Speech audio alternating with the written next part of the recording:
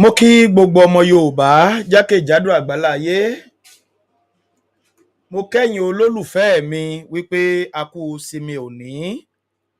Ìsinmi aláyọ̀ lolódùmarè máa ṣe fún gbogbo wa o. Bí olódùmarè bá fa bíbọ̀ rẹ̀ sẹ́yìn, á ṣe ọ̀pọ̀lọpọ̀ ìsinmi nílé ayé o. Èmi ọmọ yín náà ni o, àbúrò yín. Àrólé bàbá 1010 Olúmike Ọbalọ́lá JP. Ajìjàǹgbara fún ìdásílẹ̀ orílẹ̀-èdè Yorùbá. Ìránṣẹ́ olódùmarè. Mo kí yín ẹ̀yin olólùfẹ́ mi. Ẹ̀yin èèyàn mi, bẹ́ẹ̀ bá ṣe ń wọlé, ẹ tún máa bá wa ṣíà ètò yìí. Torí ohun tá a tún fẹ́ sọ lónìí, ohun tó ṣe pàtàkì, tó ṣe iyebíye, òun la tún fẹ́ gbé yẹ̀wò lọ́jọ́ tòní. Àwọn fídíò kan ń bẹ ní ọwọ́ wa tí a fẹ́ ṣe àfihàn rẹ̀. Ẹ̀yin èèyàn mi, ọ̀rọ̀ ń bẹ tá a tún jọ fẹ́ sọ. Mo kí wa wípé a kú ètò àná. Ọba mi Èdùmàrè á dúró tì wá. Á dé ilẹ̀ lérí wa bọ́tà fẹ́ bọ́tà kọ̀. Lágbára Elédùmarè. Ẹ̀yin èèyàn mi, mi ìfẹ́ pẹ́ púpọ̀ lálẹ́ yìí torí pé mo tún ní ìpàdé mìíràn tí mo tún fẹ́ ṣe lórí ìlọsíwájú Yorùbá nation wa yìí náà ni. Ṣé mọ̀ pé Yorùbá bọ̀ ó ní bí náà ò bá tán láṣọ ejò kì í tẹ́lẹ̀ ìkọ́ná. Ṣé dẹ̀ mọ̀ wípé èmi àti yín lórí ọ̀rọ̀ Yorùbá nation àtijọ́ wà nínú keno lójú omi, àtijọ́ ń rin ìrìn àjò yẹn lọ. Kò sí ìpadà sẹ́yìn mọ́ bí kò ṣe ká dé ilẹ̀ lérí wa. Tá a dẹ̀ mọ̀ pé lágbára Elédùmarè bí ògo ṣe ń jẹ́ ti bàbá àti ti ọmọ àti ti ẹ̀mí mímọ́, a máa dé ilẹ̀ lérí yìí ní dandan. Ẹ̀yin èèyàn mi, ẹ já sáré play national anthem wa pápápá ká lè ráyè fi tètè bẹ̀rẹ̀ ètò ní kíákíá torí àwọn nǹkan tá a fẹ́ gbé yẹ̀wò ká lè ṣe pápápá.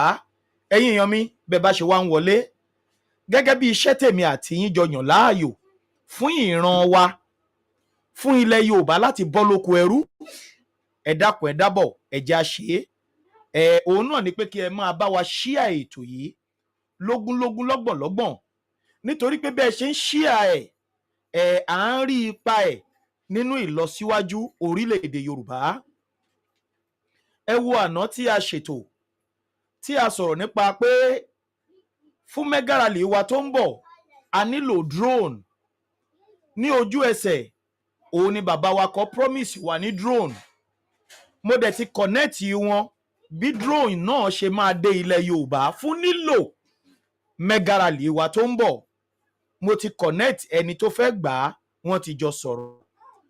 Bá a ṣe ń sọ̀rọ̀ lónìí mọ́mì wa mo gbàgbé láti wo country tí mọ́mì yẹn wà. Wọ́n pè wọlé, wọ́n ní àrólé bàbá 1010 send àkáǹtì sí wa o torí pé a fẹ́ ṣe ìrànlọ́wọ́ towards mega rally tó ń bọ̀ yìí láti make sure wípé ìyá yẹn tiẹ̀ sọ síbẹ̀ gan pé nínú táwọn bá send o, a máa tó ra drink, a máa ra nǹkan tó jẹ́ pé àwọn tó bá máa wá sí rally yẹn ìfọ̀kànbalẹ̀ máa jẹ́ tiwọn níwọ̀nba ohun táwọn náà lè ṣe. Ẹ̀yin ènìyàn mi, mọ́mì yẹn èmi àti wọ́n sì jọ ń ṣáàtì ń sìn ní àjọ chat tí mo dẹ̀ sẹ́ndì àkáǹtì ẹgbẹ́ sí wọn. Ẹ̀yin ènìyàn mi, mo fẹ́ jẹ́ kẹ́ ẹ mọ̀ o, mo fẹ́ jẹ́ kẹ́ ẹ mọ̀ gbogbo ẹ̀yin ọmọ Yorùbá nation nílé àti lókè òkun. Ẹ bá mi ṣàmì sí àdúrà yìí wípé gbogbo iṣẹ́ ọwọ́ wa nínú ìrìn àjò Yorùbá nation bó ti wù ká máa ṣe yálà ní kọ̀kọ̀ ní tàbí ní gbangba bí eléyìí tó jẹ́ pé ẹ̀ ń rí wa àti eléyìí tá à ń ṣe tẹ́ ẹ̀ rí wa. Ẹ bá wa sọ fún Olódùmarè pé kí ọba mi Èdùmàrè kó jẹ́ kí gbogbo wa ó jẹ́ kó má wá já wa nìkan ká jẹ́ tọmọtọmọ káwa dàgbà ká jẹ́ ká lọ kọ́mọ wa tún jẹ́ ń bẹ̀. Ẹ ṣàmì àdúrà gbogbo wa ní o nítorí pé ọmọ Yorùbá láwa tá a jẹ́ Yorùbá nation a ti dìde o, a ti dìde. Èmi gan rí pé a ti dìde. Bẹ́ẹ̀ náà ni mo tún fi àkókò yìí ká tó wọnú ètò lọ mo tún fi ń sọ fún gbogbo ẹ̀yin ọmọ Yorùbá nílé àti lókè òkun ní gbogbo ibi tí ẹ bá wà, gbogbo ohun tí ẹ bá ní, ẹ jẹ́ á fi gba ilẹ̀ Yorùbá sílẹ̀ o. Ẹ jẹ́ á fi gba ilẹ̀ Yorùbá sílẹ̀ o. Tẹ́ bá tún rí àwọn fídíò tá tún ṣàjọ lónìí tá tún fẹ́ sọ̀rọ̀ nípa ẹ̀, ó máa tún ká yín lára ju bí ó ṣe ń ká yín lára lọ pé ká kúrò nínú orílẹ̀-èdè búburú yìí. Nítorí pé ní ojoojúmọ́ àwọn ènìyàn wa ò ní ìsinmi, wọn ò ní ìsinmi rárá. Òun ni mo ṣe sọ lórí ètò yìí pé ẹ jẹ́ á gbàdúrà fún ilẹ̀ Yorùbá, ẹ jẹ́ á gbàdúrà fún ilẹ̀ kóòtù òjíire. Bá a ṣe ń sọ̀rọ̀ lọ́wọ́lọ́wọ́ yìí, yàtọ̀ sí pé ìjọba pàṣẹ àlàáfíà sí ìlú Ifon àti Ilobu, ǹjẹ́ ẹ mọ̀ pé ogun abẹ́lé ṣì ń lọ láàrin wọn? Ǹjẹ́ ẹ mọ̀ wípé wọ́n ṣì ń dáná sunlé ara wọn lábẹ́lẹ̀? Ǹjẹ́ ẹ mọ̀ wípé wọ́n ṣì ń para wọn lọ́wọ́lọ́wọ́? Ẹ̀yin ènìyàn mi, ẹ jẹ́ á gbàdúrà fún ilẹ̀ Yorùbá o. Mo ń bọ̀, mi ò tí ì dé. Ẹ̀yin ènìyàn mi, ẹ bá mi máa share ètò yìí lọ. Ẹ bá mi máa share ètò yìí lọ ní pápápá. Ẹ ṣé mo dúpẹ́.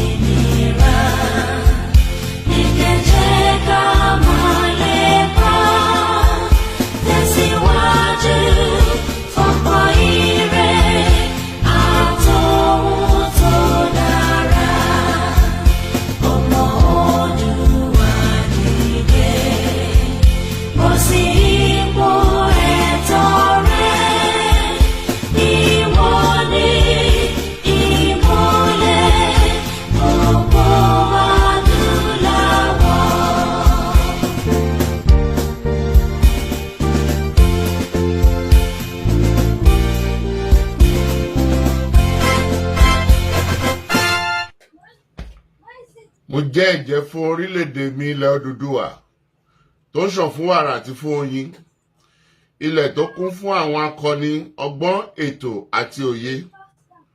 Mo ṣe ìlérí gẹ́gẹ́ bí ọmọ ológo ilẹ̀ adúláwọ̀, ìtànṣán oòrùn láti la ayé já nílẹ̀ Áfíríkà, láti gbé ilẹ̀ Odùduwà lárugẹ. Mo pinnu láti fìmọ̀ ṣọ̀kan fún ìlọsíwájú ìran Yorùbá. Mo fọwọ́ sọ̀yà pé n kò ní dalẹ̀ tàbí ṣọ̀tẹ̀.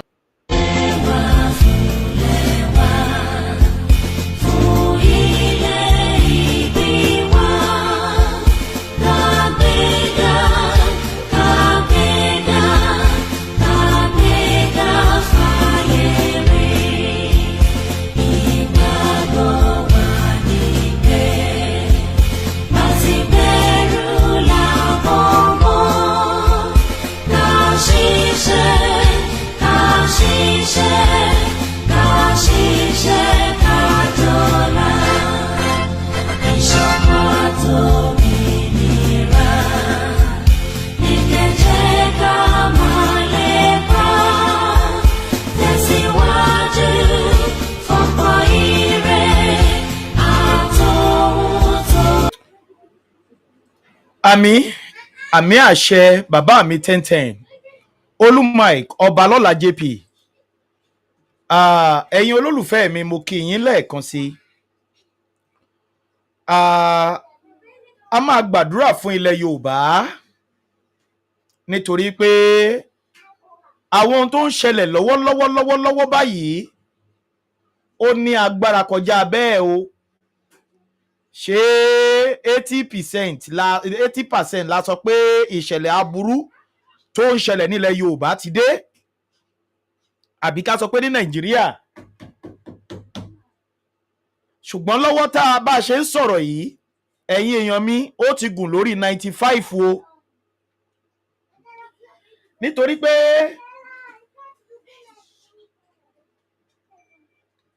àwọn agbébọn àwọn kidnappers wọ́n ti kidnap chief of defence. Ó ti yé yín, wọ́n ti kidnap ẹ̀. Chief of defence staff wọ́n ti kidnap ẹ̀ lẹ́ni tó jẹ́ pé òun ni ọ̀gágun ológun pátápátá ní ilẹ̀ Nàìjíríà. Ìròyìn jẹ́ kó yé wa pé wọ́n ti kidnap ẹ̀ gẹ́gẹ́ bá a ṣe gbọ́. A fi fídíò náà tó sọ bẹ́ẹ̀ a fi hàn yín sìn. Lẹ́ni tó jẹ́ pé òun ló yẹ kó máa dáàbò bo Nàìjíríà. Wọ́n ní wọ́n lọ ilé ẹ̀ wọ́n ní wọ́n ti lọ gbé. Arákùnrin tá à ń sọ̀rọ̀ ẹ̀ tẹ́ ẹ̀ bá mọ̀ òun rèé. Chief of Defence Staff CDS Nigeria. Wọ́n ní wọ́n kidnap ẹ̀ gẹ́gẹ́ bá a ṣe gbọ́. Pé inú ilé ẹ̀ náà ti lọ gbé. Then wọ́n demand fún ransom of 100 million. 100 million ni wọ́n demand fún báyìí tí wọ́n náà fẹ́ gbà lọ́wọ́ Chief of Staff. Chief of Defence Staff of Nigeria. Wọ́n demand for 100 million lọ́wọ́ ẹ̀ báyìí. Ẹ rí i pé tẹ́ bá wò dáadáa ẹ rí i pé Nàìjíríà silent lórí ọ̀rọ̀ yìí. Ṣùgbọ́n àwọn tó gbọ́ ti gbọ́ wípé wọ́n ti kidnap ẹ̀. Now ẹ̀yin ènìyàn mi, bá a tún ṣe ń sọ̀rọ̀ yìí, ìjà ń lọ lọ́wọ́lọ́wọ́ láàrin Ilobu àti Ifon. Bá a ṣe ń sọ̀rọ̀ yìí, àwọn ọmọ ìyá wa kan ní Libya wọ́n tún ké jáde ní ọgbà ẹ̀wọ̀n tí wọ́n wà níbi tí ẹnìkan tuntun ṣaláìsí nínú wọn láwọn tó jápa kúrò ní orílẹ̀-èdè yẹn. Ẹ̀yin ènìyàn mi, mo fẹ́ máa mú lẹ́sẹẹsẹ fún yín ni o. Kẹ́ ẹ lè mọ̀ pé ilẹ̀ Yorùbá lọ́wọ́lọ́wọ́ yìí ó nílò àdúrà. Ó nílò àdúrà èmi àti yín. Ẹ má jà wò wípé ṣebí àwọn olórí ẹ̀sìn láwọn ń gbàdúrà. No, ṣe rí àwa tá a jẹ́ tí Olódùmarè yàn yìí tó yàn yìí, ẹ jẹ́ á fi ẹnu wa ẹ jẹ́ á fi ṣàdúrà o fún ilẹ̀ Yorùbá. Nítorí pé mo ṣe fídíò kan níbi ọjọ́ bíi mẹ́ta sẹ́yìn. Mo sọ fún yín pé olóṣèlú kan ó pè mí, ó jẹ́ kó yé mi pé késekése láti rí lórí ohun tó ń ṣẹlẹ̀ ní ilẹ̀ Yorùbá, pé kàsàkàsà tún ṣì ń bọ̀ bàbá késekése. Ẹ̀yin ènìyàn mi, ẹ̀yin ọmọ kóòtù òjíire, ǹjẹ́ wá mọ̀ wípé lórí ọ̀rọ̀ agbésùmọ̀mí báyìí ó ti sakuléètì gbogbo Nàìjíríà ló ti wà báyìí. Mo ní bí mo ṣe ń bá yín sọ̀rọ̀ yìí, lára àwọn ọmọ ìyá wa tí wọ́n jápa lọ sí Libya, wọ́n fọn rere nínú ọgbà ẹ̀wọ̀n tí wọ́n wà níbi tí èèyàn kan nú wọn tuntun dágbére fáyé. Ẹ yá lọ ṣe woman yẹn bẹ́ẹ̀ jẹ́ ni. Everybody wà fine. We are in Abosiri rubbish, we are in prison. Prison, no, please help us, oh. Help us, Abosiri rubbish. Sumaya prison. Sumaya prison, oh. We are in Abosiri rubbish. This woman that died this morning. She died this morning, oh. Look at her, she died this morning. There are two that is dead. Nítorí orí YouTube tá a wà, wọn ò nífẹ̀ẹ́ sí gbogbo nǹkan wọ̀nyí, mo kọ̀ ra aṣọ ẹ̀ fẹ́rẹ́fẹ́.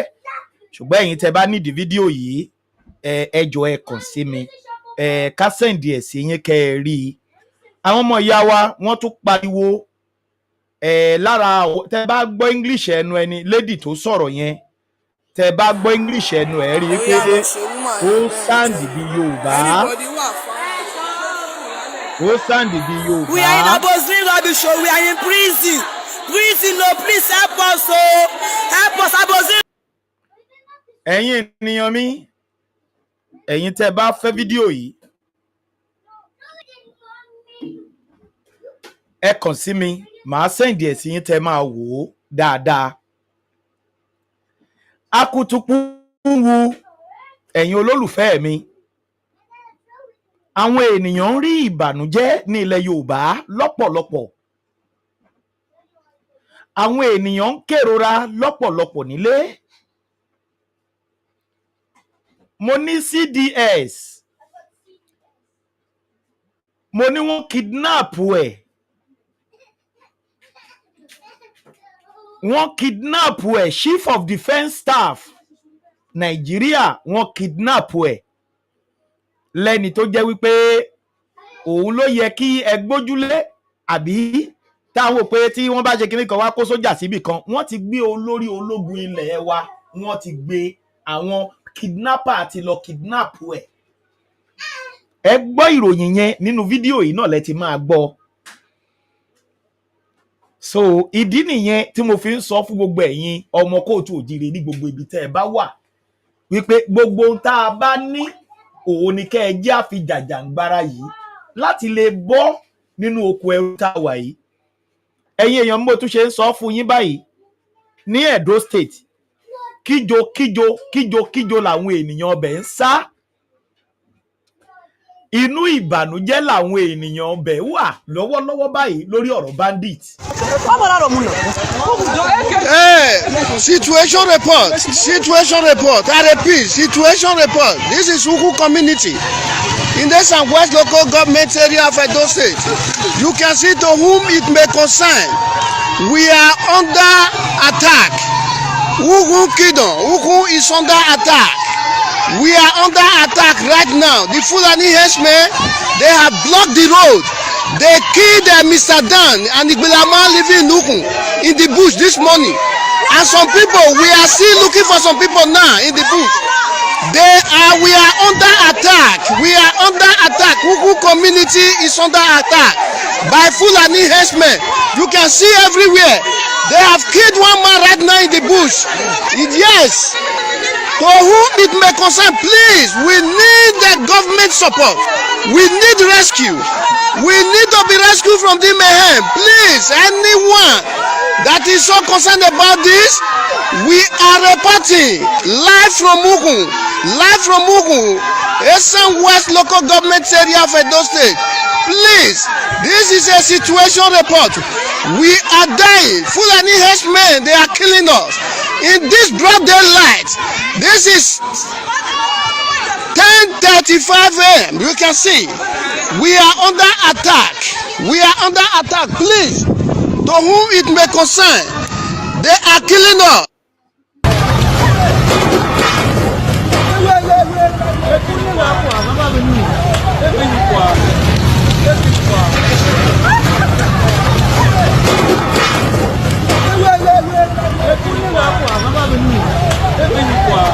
Does it mean that there is no longer any remedy for this consistent attack on these Benue State people? This same thing that is also happening in Enugu State. Every now and then, these same people will go into villages, destroy people, and we are yet to see these people arrested and prosecuted appropriately. Oh, may God grant peace to this state that have been ravaged by these same headsmen over the years.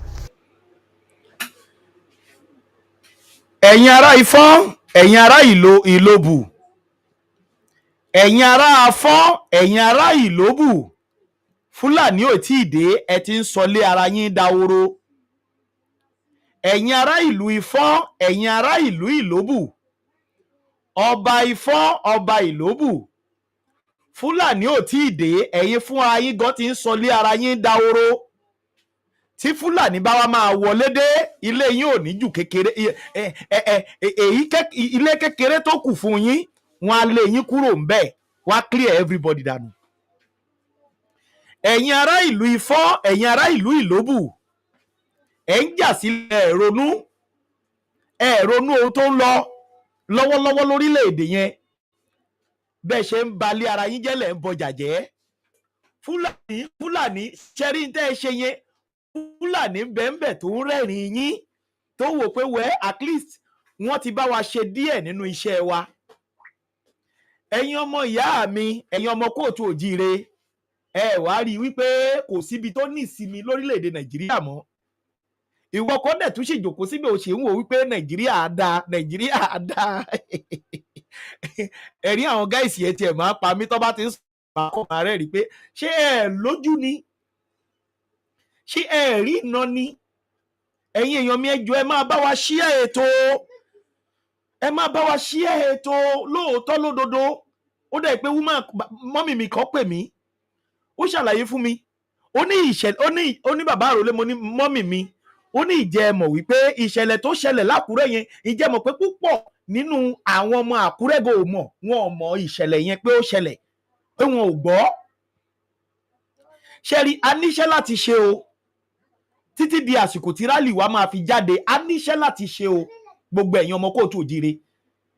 Tó bá yẹ pé lóòótọ́ lódodo lẹ́yìn bá a ṣe ń sọ̀rọ̀ pé ọmọ Yorùbá nation ni wá ti dúró tán, a níṣẹ́ láti ṣe o, a níṣẹ́ láti ṣe. Kí dẹ̀ làwọn iṣẹ́ yẹn? Láti máa bá wa share ètò wa ní ẹni ìlúkìlú tẹ́ ẹ bá wà, torí pé a ò mẹni tó lè ràn wá lọ́wọ́ tí kinní yẹn máa dọ́wọ́ ẹ̀ táwọn pé is this my country land? Is this my fatherland? No.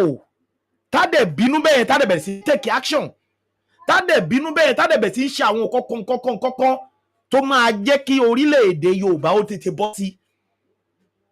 Òun ni mo ṣe máa bẹ̀ ẹ̀yin olólùfẹ́ mi, ẹ má máa dáwọ́ fídíò, torí pé ọ̀pọ̀ ọmọ Yorùbá ni ò mọ nǹkan tó ń lọ, ọ̀pọ̀ ọmọ Yorùbá ni ò rí nǹkan tó ń ṣẹlẹ̀. Ẹ máa bá wa pín o, láwa tá a ti gbàgbọ́ yìí, láwa tí Olódùmarè ti fi sí lọ́kàn yìí, tá a ti mọ òtítọ́ àti ìyè yìí, ẹ máa pín o, ẹ máa pín o.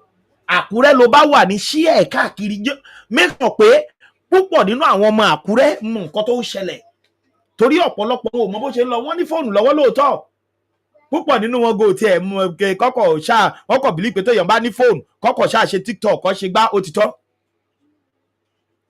Ẹ máa bá wa share ẹ̀.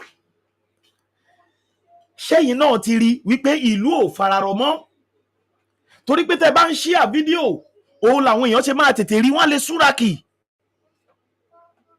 wọ́n lè súrakì pé nǹkan bí eléyìí ló ń ṣẹlẹ̀ nílùú wa. Àwọn gómìnà gbogbo wọn èèyàn àti pa àwọn yẹn tì, àwa ni ká bójú tọ̀rọ̀ ara wa báyìí àti ìdílé wa. Mo níṣẹ́ yín olólùfẹ́ mi ti rí pé kò sí ibi tó sèfù mọ́. Ṣé ẹ ti rí pé kò sí ibi tó sèfù mọ́?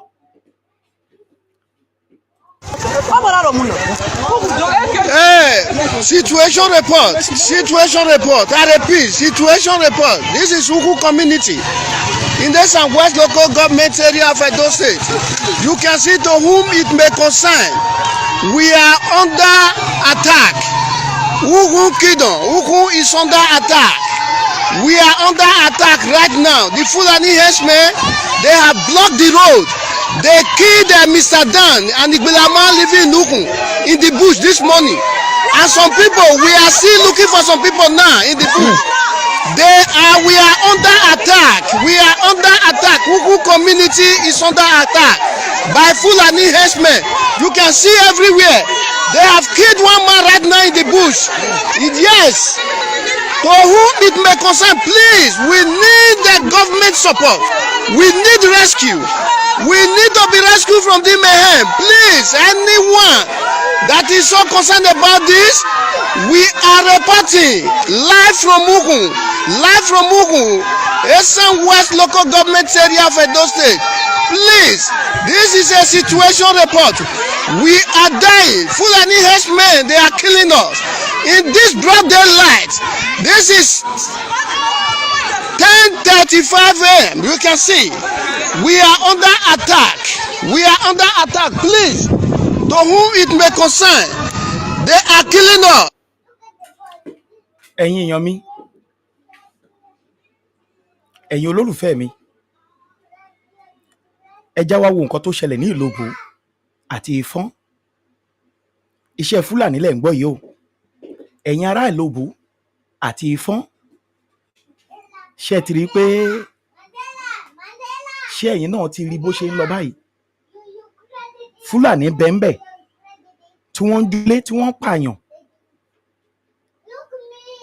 Ẹ̀yin ọmọ ọ̀yá sọ́mọ ọ̀yá nítorí ìjà ilẹ̀ ẹ kọjú síra yín, ẹ bẹ̀rẹ̀ sí ní para yín. Ó dàbí ọ̀rọ̀ brọ́dà mi kan tó pè sórí ètò ní bí ọjọ́ bíi mélòó kan sẹ́yìn tó ní Fúlàní ń pa Yorùbá, wọ́n ń jólé, wọn ò jẹ́ kí àgbẹ̀ ó lọ oko. Ṣùgbọ́n Sẹ́ríkì Fúlàní ṣe ń bẹ ilẹ̀ Yorùbá tó ń ṣeré kiri. Àwọn màálùú wọ́n sì ń dà nílẹ̀ Yorùbá táwọn yẹn ń kó kiri láàrin ìlú. Yorùbá ò jà, Yorùbá ò bínú pé ṣe báwọn tó ń da màálùú láàrin ìlú yìí náà ni ò jẹ́ káwọn àgbẹ̀ lọ oko. Wọn ò rí nǹkan kan ṣe sí. Yorùbá ò rí nǹkan kan ṣe sí. Ẹ̀yin èèyàn mi, arákùnrin yẹn wá sọ wípé tó bá jẹ́ pé ìjà ilẹ̀ yóò tí ì ṣẹlẹ̀ o, bàbá yẹn pè, brọ́dà yẹn pé ó dà pé àti Kútọ́nù ni wọ́n ti pè, àti Côte d'Ivoire àbí nǹkan kan, Abidjan. Ó wá ní tó bá yẹ pé Yorùbá sí Yorùbá ni pé ọwọ́ wọn máa dunra wọn púpọ̀ jù, pé wọ́n á para wọn gan lórí ìjà ilẹ̀ àbí nǹkan kan. Ẹ̀yin èèyàn mi, ẹ jẹ́ wá wo nǹkan tó ṣẹlẹ̀ ní Ilobu. Ẹ já wo nǹkan tó ṣẹlẹ̀ ní Ilobu.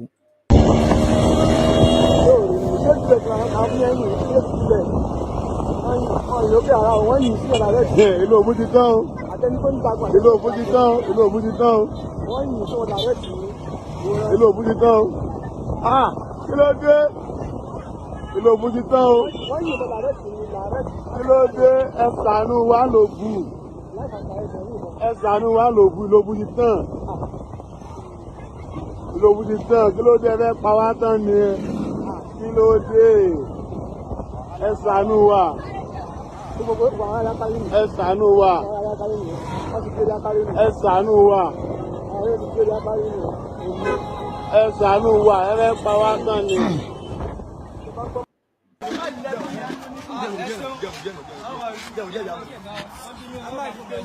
Táwọn ọlọ́pàá báwọn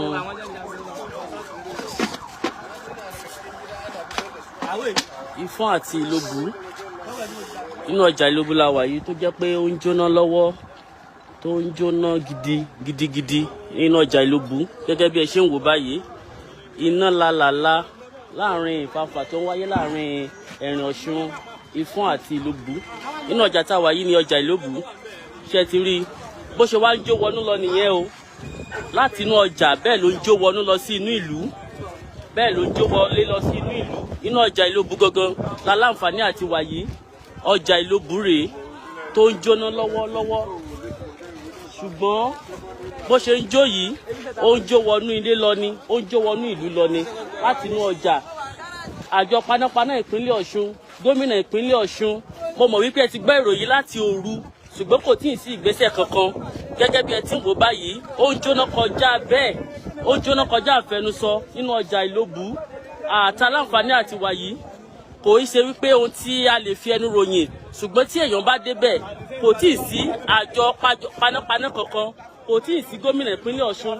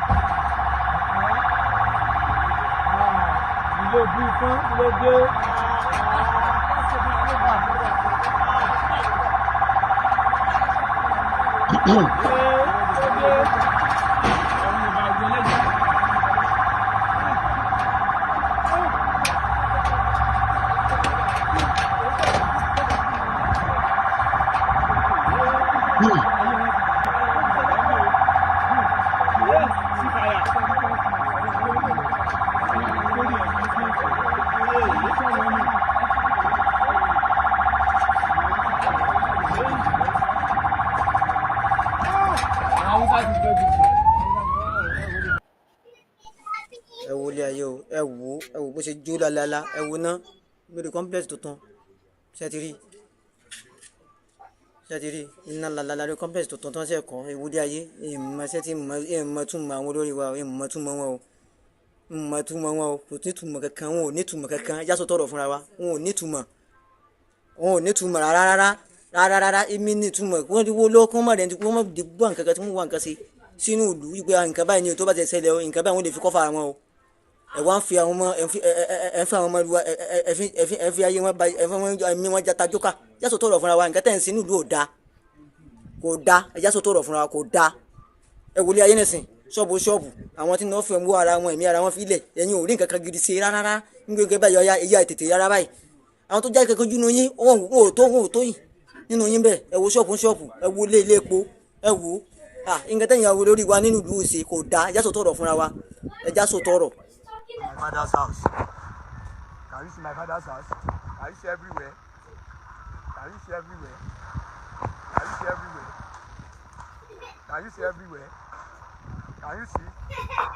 Can you see everywhere? See my father's house. Well done, oh. Well done. Well done. Ẹ kú iṣẹ́ o. Ẹ ti gbọ́. See my father's house.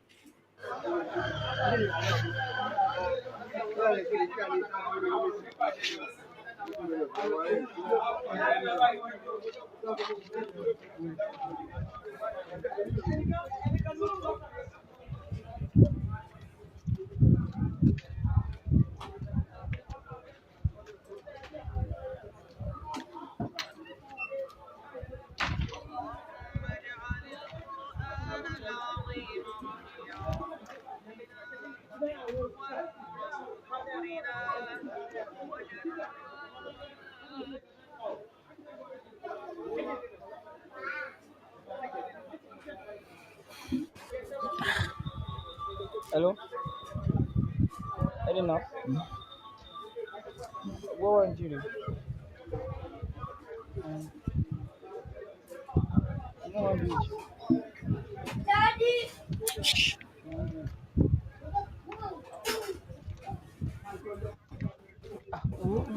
I'm already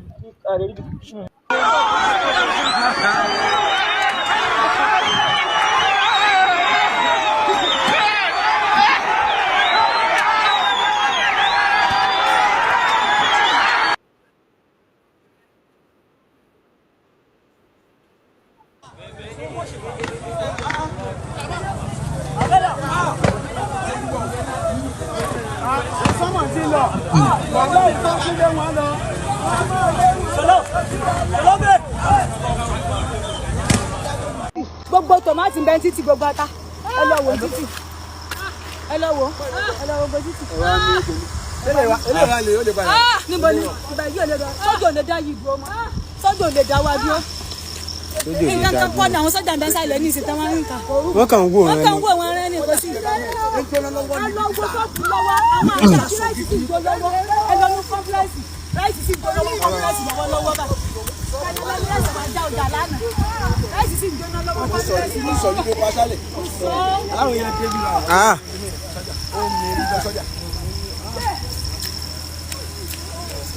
ẹ wo lè bàbá lásán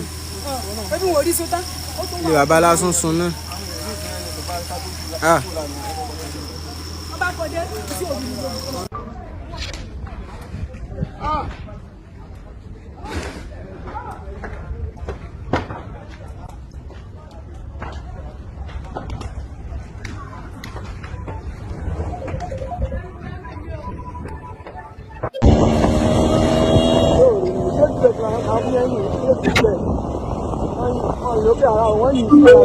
Ilobu ti tán o. Ilobu ti tán o. Ilobu ti tán o. Ilobu ti tán o. Ilobu ti tán o. Kí ló dé ẹ ṣàánú wa lòbù? Ẹ ṣàánú wa lòbù. Ilobu ti tán. Ilobu ti tán. Kí ló dé ẹ fẹ́ pa wá tán ni ẹ? Kí ló dé ẹ ṣàánú wa? Ẹ ṣàánú wa. Ẹ ṣàánú wa. ṣàánú wa ẹ fẹ́ pa wá tán ni.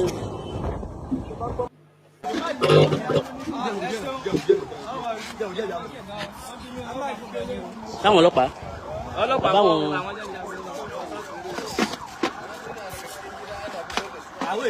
Ifon àti Ilobu inú ọjà Ilobu la wà yìí tó jẹ́ pé ó ń jóná lọ́wọ́ tó ń jóná gidigidi nínú ọjà Ilobu gẹ́gẹ́ bí ẹ ṣe ń wò báyìí iná lálàlá láàrin ìfàfà tó ń wáyé láàrin ẹ̀rìn Ọ̀ṣun Ifon àti Ilobu inú ọjà tá a wà yìí ní ọjà Ilobu ṣe ti rí bó ṣe wá ń jó wọnú lọ nìyẹn o láti inú ọjà bẹ́ẹ̀ ló ń jó wọnú lọ sí inú ìlú bẹ́ẹ̀ ló ń jó wọlé lọ sí inú ìlú inú ọjà Ilobu gangan la láǹfààní àti wà yìí ọjà Ilobu rèé tó ń jóná lọ́wọ́lọ́wọ́ ṣùgbọ́n bó ṣe ń jó yìí ó ń jó wọnú ilé lọ ni ó ń jó wọnú ìlú lọ ni láti inú ọjà àjọ panápaná ìpínlẹ̀ Ọ̀ṣun gómìnà ìpínlẹ̀ Ọ̀ṣun mo mọ̀ wípé ẹ ti gbọ́ ìròyìn láti òru ṣùgbọ́n kò tíì sí ìgbésẹ̀ kankan gẹ́gẹ́ bí ẹ ti ń wò báyìí ó ń jóná kọjá bẹ́ẹ̀ ó ń jóná kọjá àfẹnusọ nínú ọjà Ilobu àtàláǹfààní àti wàyí kò í ṣe wípé ohun tí a lè fi ẹnu ròyìn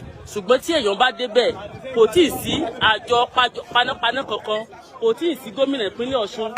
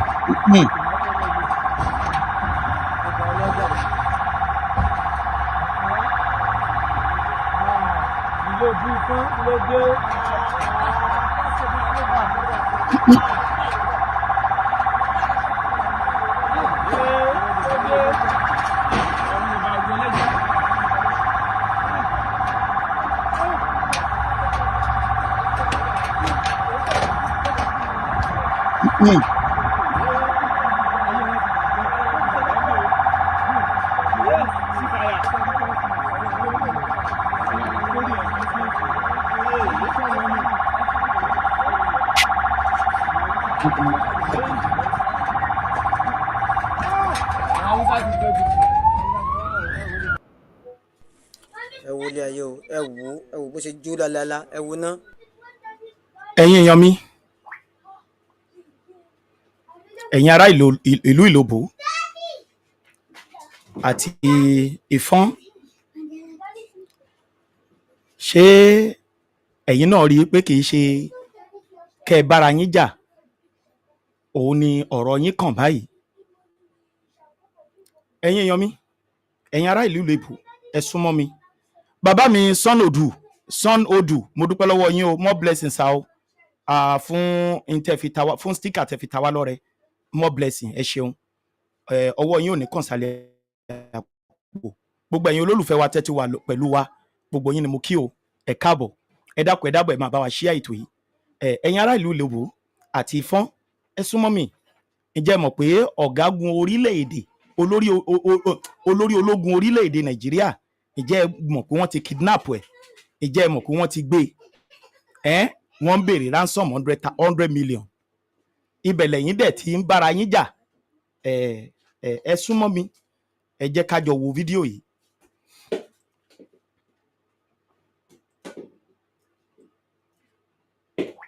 ẹ tún jẹ́ ẹ jájọ gbọ́.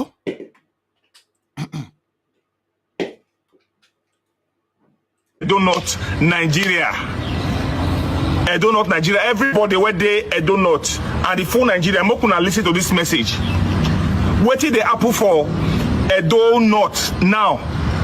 Since Oshomole no one talk. Since Abubakar Momo minister no one talk. Since all the people Dake and all of them no one talk for this matter. Where dey happen for Edo North? So most especially. Oh God, I no fit talk. Imagine una dey see wetin dey happen for Edo North now. Etako East no dey safe at all. Etako Central no dey safe at all. Etako West no dey safe at all. People no fit dey go farm again because of Fulani. Because of Fulani. See, I wan tell the people of Agenebode, the people of Okpegbe, I wanted to know say make una no put hope for police oh. Make una no just put hope for any police because most of those police oh now Fulani people they be. How does this issue you're explaining has to do with the silence of these people on insecurity or security matters of the country, where people will be dying and the presidency will not say anything about it? Well, Mr. Okosha, in the same way as I've been saying from the beginning of this video, you come into power. You've been promoted, not voted in. You've been promoted by the people who created the presidency, who established that in our countries. You've been promoted there to serve their interests, not the interests of the people. Yet, when they go public, they'll be saying that, okay, I'll create jobs, I will serve the people. But that is not what they've been put in the presidency for. Now, we're talking about insecurity in our countries. But we have to ask ourselves questions. What is the cause of that insecurity? Who's creating that? Who's harming the rebels? Who's pushing the people to commit all those crimes? Who's behind them? Who's financing them? Those are the kind of questions we have to ask. And I keep saying, there is no insurgency that can arise from a certain country and have the government powerless to stop them. We are talking about the government, the almighty on the land, unable to stop a group of rebels. That's impossible. If they cannot do that, we have to deduct from that that the government is working together with the people behind that insecurity. Now, if the government is established to serve foreign interests, then we can say that scientifically that the foreign interests are those behind the insecurity that we are talking about in Nigeria. That's so simple. So there must be insecurity for those forces to try, and that is what's going on right now in Nigeria. If they catch any Fulani person, police go bail and they go release them. I am making this video because of the recent problem that is happening in this country. The killings that is going on in Edo or a Lagos road is too much. People cannot travel out of their states. People cannot come into their states through the Lagos Ore and Lagos Ore Bini road. That is very, very unacceptable. It is condemnable. That is barbaric. We will not accept it. What we must understand is the Fulanis are intentional in their conquests. They can never be mistaken for it. And I'll give you a proof. The Fulanis are intentionally with Islam, jihadism, conquest, conquering people, taking people's land.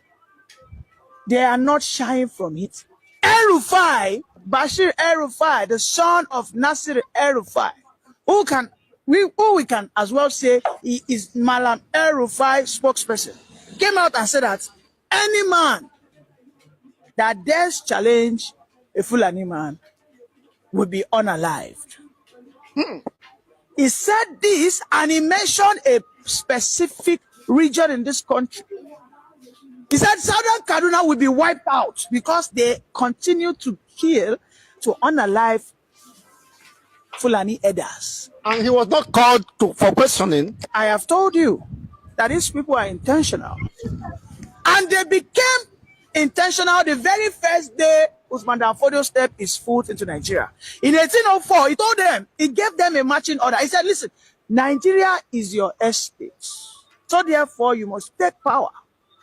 When the British were about to go, the British saw the intentionality of the Fulanis. He said, listen, guys, you have to occupy the Nigerian military, you have to occupy the Nigerian Air Force, you have to occupy the Nigerian police force. Because we know that you people are intentional about power. Have you checked the records? Before you count one Yoruba man, you don't count 10 Fulani man. Before you count one Igbo man, you don't count 30 Fulani man. So when 30 elders who are uneducated on a large scale, but wielding an AK-47, tell me what your pen wants to do. They go, don't buy you finish before you go talk, say you be educated man. The Nigeria contraption has been tailored, fashioned, okay, to benefit these people. And that is why a man has just been sentenced to death. You know his offense? A Fulani man with a cattle invaded his farm. He saw the man, he said, "Hey, What did they do for that? You didn't chop my corn. He started fighting the guy. Then the Fulani man brought out a cutlass. As he wanted to cut the guy's head, the guy dodged it, collected the cutlass in self-defense, unalived the Fulani man. All of this was well taped and recorded. The Nigerian judiciary system said that that guy should not have defended himself. That if at all, he should have run away, allowed those cattle to eat the corn.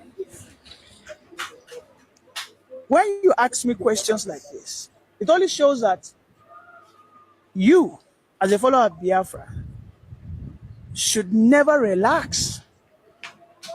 You should understand that when you begin to challenge the Fulani hegemony, there's only one fate that awaits you. Total annihilation. The Southern Kaduna people know what they saw in the last 8 years of Nasir El-Rufai and Muhammad Buhari. They know what they felt and what they got in Middle Belt. The Benue and the Plateau people, the Lantang, the Bokos, all of them, they ran. Fulani men were now renaming their villages. Villages that were bearing Christ is the Lord. They changed it to Uthman. They changed it to Muslims' names. And the Nigeria as a republic is helpless. You asked me a question. You said, is Bashir El-Rufai, has he been apprehended? Who won't touch him? Che na the Fulani brother where the police won't go arrest him. Or che na the Tinubu where be say na Fulani man put him into position. One say, oh, you go and arrest him. We have to be clear. Nigeria belongs to the Fulanis, for the Fulanis and by the Fulanis. When the Fulani man does one and goes away with it, don't try, you a Yoruba man or an Igbo man, don't try and do half. In this same country, they tell you that a repentant bandit, Lakurawa, ISWAP, has higher chances to become the president. Which is a Fulani terror group. You know. It is not their trade in stock. Nobody follow them drag them. As nobody they follow people and drag spare parts. Right now, banditry kidnapping is for the Fulanis. In the last 10 years, one of the most lucrative sector in this country is being run by the Fulani elders, which is what? Kidnapping, banditry, insurgency, gun runnings. That they said the soldier came, the army, a general came, he said, a Fulani man, we don't have to buy them, you know. All we have to do is just demilitarize them, we rehabilitate them, then we can reintegrate them back into the Nigerian soldiers. In fact, we can still put them into the Nigerian politics, wherein they become the Nigerian president before a Mazi Nnamdi Kanu, who has never wielded a gun.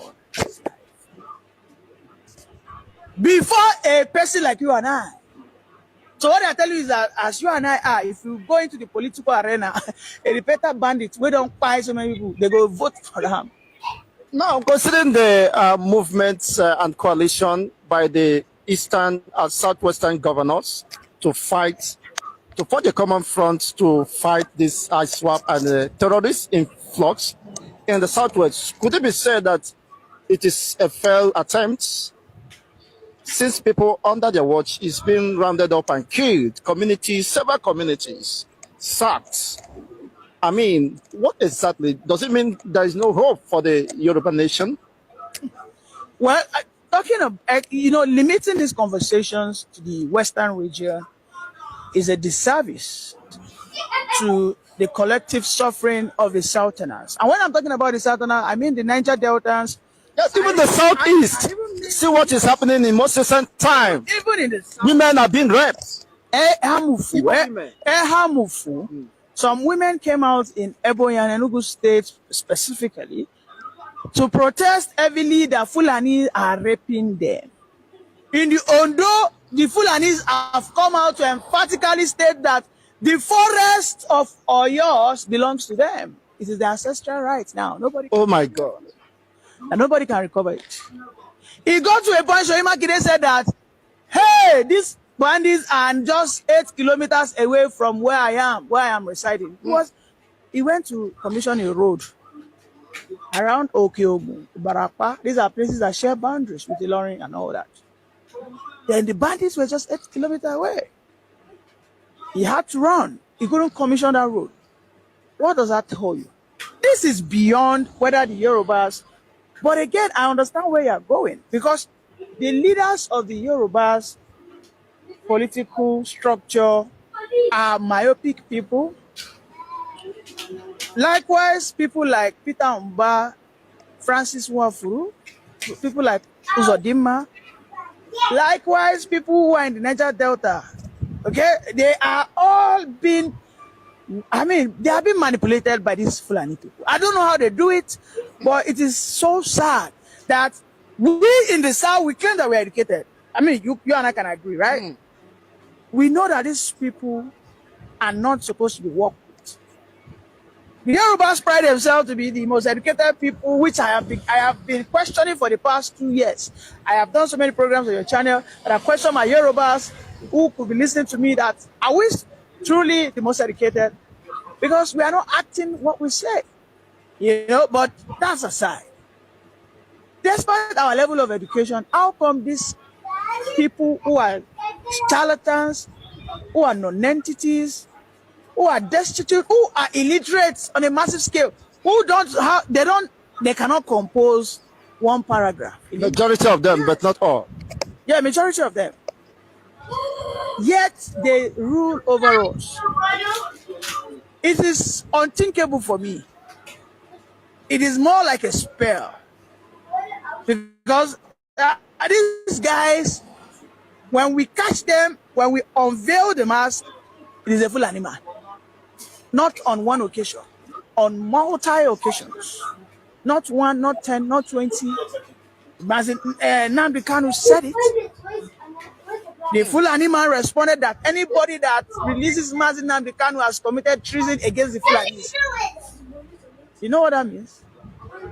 Do you know what that means? That anybody that released Nnamdi Kanu has committed treason against Fulanis, not against Nigeria. It means that the Fulanis comes first before the Nigerian Republic. Thank you very much. Before you leave, that the forest of the Oyo belongs to the Fulanis. Are the Yorubas accepting this defeat? Well, I have to tell you that the Yorubas, most especially around that communities, I think they are beginning to accept their fate, because most of them are going through what we call diplomacy association. They know them, but they're not challenging them. They are not taking the fight to them.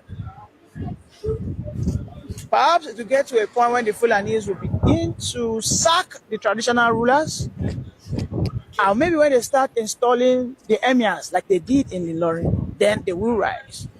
The last person who tried... Won't that be too late? The last person, of course it will, but the last, and this is my state, by the way, the last man who tried to rise up, we know what the Fulani Elders leader, Buhari, who said that Fulani Elders have every right to wield gun because they are global citizens.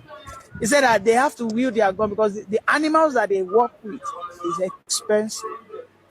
And they have to protect themselves against cattle rustlers. When he was questioned, that was the response of Buhari to the press people, that I have right, that my brothers have right to carry AK. But the man who has a farmland, who has a cocoa plantation, a cassava plantation, a maize plantation, has no right to wield a gun. The Yorubas have to, take up this challenge, because the Fulanis did not hide it when they said it. Exactly. They said it openly, that the forest across the borderlines of Oyo is their ancestral land. We have to rise. Because if I do not say it, if I do not challenge them, my fellow brothers, that we are sleeping on fire, these people are not sleeping. The same thing they said they want to do in Andoni. This is the borderline between Enugu and where? Benue, southern Benue. Go to Ebonyi around the Afiko side, Ehamufu side. This side share borders with southern Benue. The same thing they said they were going to do in southern Bauchi. Today, southern Bauchi is no more a Christian area. You know, Bauchi used to have large population of Christians. I dare you to go check it out. So it is a serious thing. The Fulanis are intentional.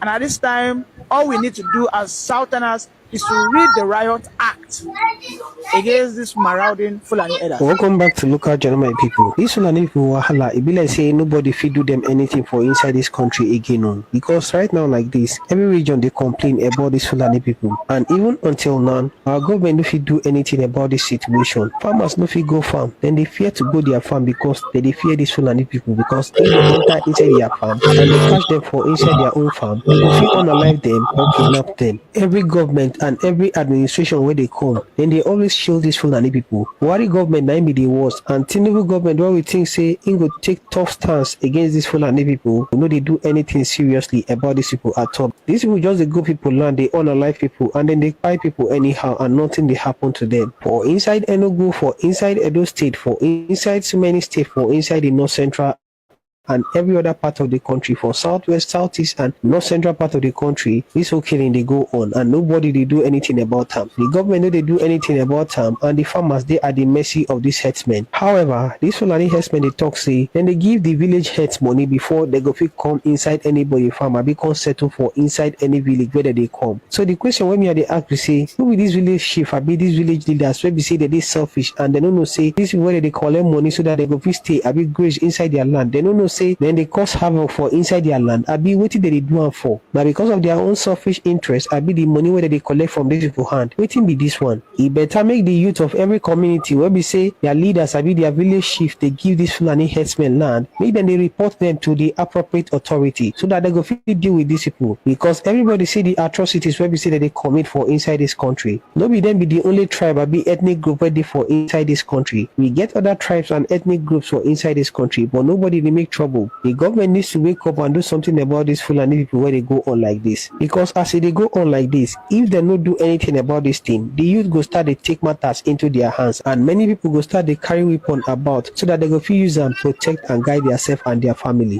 So I go play the remaining part of the video so that we go hear what these Fulani people they talk. But before we watch the video, if today na be the first time where they visit our channel, I beg make you like, make you share, make you subscribe. Wait, so did you know that 95% of the Fulanis that you are seeing in your village, we always used to pay your traditional rulers before we landed into your village? But some of you guys don't know anything about it. But seriously, any Fulani that you can see in your village, or any Fulani that can spend like 1 to 3 or 5 months in your village, I see it they used to pay your traditional rulers. So we used to pay them money before they would allow us to stay like 1 to 3 months in their places. But if like you just pass, they will not collect them. But if we come and spend like 3 to 4 months. But you emikeme gomela kwayo valo nuosa youth nati etako valo nuosa onwa mie Fulani wa mie. Good evening, everyone. Thanks for joining me in this video. Today is Saturday, 22nd day of March 2025. How do we describe this news, or how do we analyze this kind of news that gunmen kidnap a Navy officer from his home, a Navy officer that is working with CDS Musa, an officer of the Defense Headquarters, Abuja? Gunmen went to his home, kidnapped him and 2 others. These gunmen, they did not kidnap him because they want to assassinate him. It's normal kidnapping, okay? Because these people have reached out to his family and they are demanding 100 million naira for them to release a Defense Headquarters staff, a Navy officer. You see, sometimes when we come out to tell people that this kidnapping issue will get to everyone, no matter how big or small you are, it's a matter of time. The monster that the politicians have nurtured is coming to them. It is a matter of time. So it is just like a tree, that the yellow leaves will first fall before the green leaf will turn yellow and it will still fall. So the rich men, the big men, the politicians who have security all around them, when they begin to see that even people who are securing them are being kidnapped, I think they will run out of this country. That is the situation at hand now. So tell me, imagine people before, while I was growing up, if you have a police in your compound, you feel safe. You feel safer, okay? If you have a military officer living in the same compound with you or in the same estate with you, you all in that area will feel that you people are truly secured. Ordinary vigilante, if you have him around your area, you will feel that you are secured. Talk less of a Navy officer. Imagine people living around him, they will feel that we are living with a Navy officer in the same estate or in the same close by. So nothing will happen around this area because the man will carry gun if anything happen. The man will shoot up. The man have security details because the man is a high-ranking Navy officer. But what or how would they feel now if they hear that, oh, the man that you are using to have hope have been kidnapped and they are demanding 100 million ransom? So what will be your fate? That the person you are thinking that could defend you or could have security details that could protect your area, the person has been kidnapped. They did not kidnap him now on the road.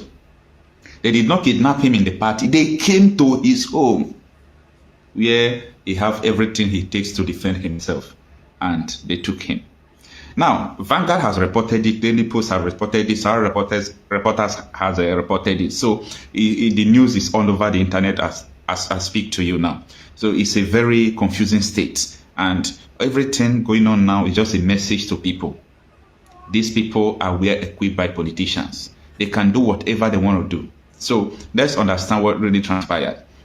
Now, this article reads that government kidnapped Nigerian Navy officer, 2 others from home in Abuja, demand 100 million ransom. Now, this is the details. Nigerian naval officer, Lieutenant Cynthia Akor, and 2 others have been reportedly kidnapped by gunmen in their residence at Mpape area of the Federal Capital Territory, Abuja. The adoption occurred on Friday night, that is the night that comes out today, okay? The adoption occurred on Friday night, and the Honolulus are now demanding a staggering 100 million ransom for their release. And the most thing out of the article, the most things that makes me laugh in all this kidnapping issue is that this 100 million will be paid. Yeah, this 100 million naira, within 48 hours, they will pay it. Where these people see money, I don't know. When they kidnapped Afenifere youth leader, Oja Juni, yeah. So they demanded 100 million. His family, they were begging, like people who are begging for street, until the people reduced it up to 70 million. They sold land, they sold a lot of things to afford the 70 million naira. So this man now is going to pay 100 million before his release. If not, they will buy him. They will just take his life. So this amount of money given to kidnappers, who are they taking it to? Which bank are they keeping it? All these things are just Nigeria. In fact, Nigeria is a zoo, according to Nnamdi Kanu, because the security officers in Abuja is the Federal Capital Territory. They can't tell me that they can't track people who kidnap this man. It must be a politician who sent them to do that. So this is what we are seeing. Let me continue with the article.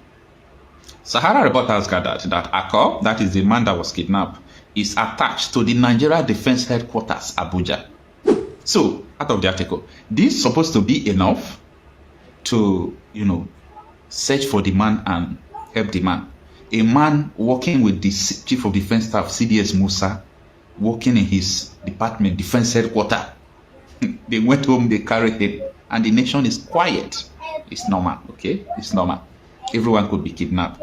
Kidnappers owns Nigeria right now, okay? Because even though they arrest kidnappers today, one call, they will leave them, all right? Let me continue with the article. A source who spoke to Punch on condition of anonymity confirmed the incident, stating among the 3 people that were kidnapped on Friday night in the Mbappe area of the defense headquarters is a defense headquarters, defense headquarters official, okay?